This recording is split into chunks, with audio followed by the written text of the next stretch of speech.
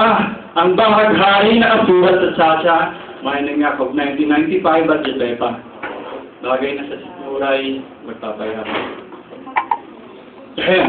Ngunit bakit kalikasan ay laging nagbabanta at pisngi niya ay binabaha?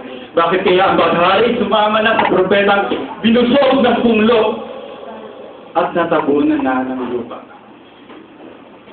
Ang bahaghari mapapakinig sa sona at sa talumpati ng nakabarong makikinig.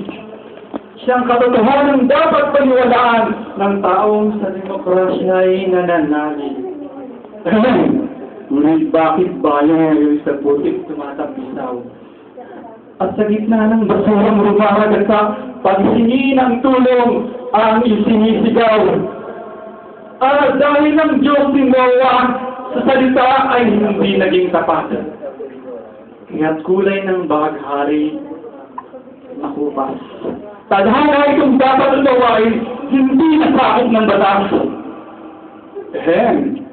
Diyos kaya'y maaaring hindi maging tapat? Hindi sa katapatan na itatawag ang ginhawang bulong ng pagkakabit-bibig at bayanihan ng sambayanan, pati kababayan sa ibang dalang.